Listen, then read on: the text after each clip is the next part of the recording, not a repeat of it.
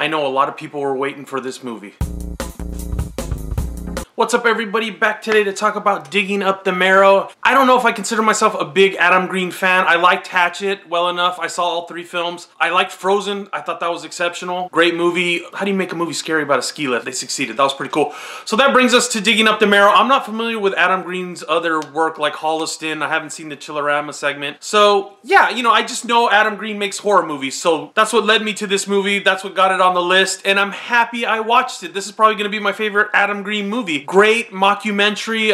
If you haven't heard about it, let's get into it a little bit. First of all, Adam Green plays himself, and basically he's approached one day by a fan played by Ray Weiss, and Ray Weiss has been sending him fan mail and describing all these monsters and all this crazy stuff to him, and he thinks it's fun, so he's gonna go talk to Ray Weiss. And it's kind of funny because it's like the perfect found footage setup, because most found footage setups are like this, you know, where it's a cheesy filmmaker that wants to, you know, explore some weird topic or something, and Adam Green playing himself adds so much more weight to that, because Adam Green has his own backstory and he's actually made some successful horror movies, and they play this all into the movie. It's got this incredible meta thing going on. Really clever, really simple, but at the same time just like almost like genius idea.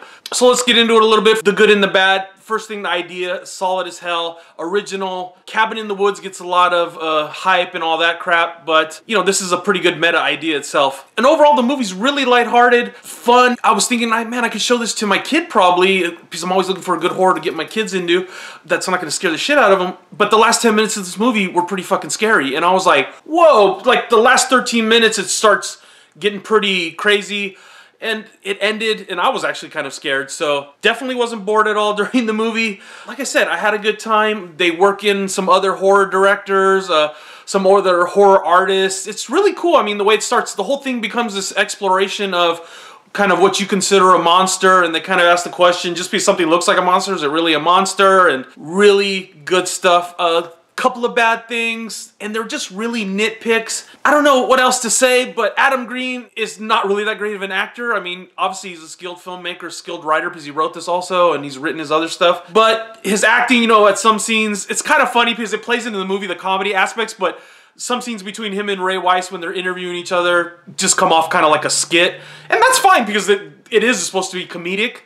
And it is kind of funny. It's the type of humor I like, where they're not trying to force jokes. It's just people's reactions and stuff. So it's kind of a bad and good thing, but Adam Green cannot act.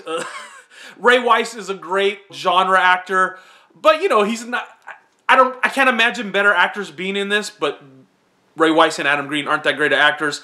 But Ray Weiss is a memorable actor for genre films. So I know I'm blabbing, but yeah, I like Ray Weiss's performance, don't get me wrong, but Adam Green, you know, I don't know, if you saw a hole in the ground that's supposed to lead to some secret monster city, wouldn't you, like, really go look in the hole? I don't know, it just made me laugh, because I'm like, they kept going up to this hole in the ground, and they're expecting monsters to come out of it and stuff, and it's like, why would you not go up to the hole, like, with a big-ass fucking flashlight, and, like, look down it? I mean, that would be the first thing I did.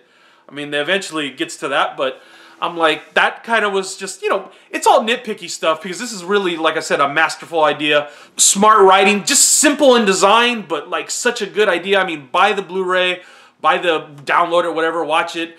It's definitely worth watching. It's the type of horror film, I can't believe they didn't release it, you know, in mainstream theaters. This piece, I think it's kind of fun, it's smart, and it's got that nasty punch at the end with the horror element that I liked. But instead they're going to release Paranormal 6 or 7 or whatever the fuck it is. Yeah, so, I mean, I'm, like I said, not still a super Adam Green fanboy. This is going to be my favorite film that I've seen from him, and I'm excited to see what he comes out with next. Definitely, he seems like a fun guy. Seems like he knows, you know, he respects the fans, and I think that's a big thing. That's a cool thing, because it shows in the film, it shows in the filmmaking, and it's a clever idea. Hopefully we'll see more Digging Up the Marrow films. I think they kind of laid a nice foundation for some probably pretty cool sequels. Watch Digging Up the Marrow, definitely. Comment down below if you've already seen it. Tell me what you think.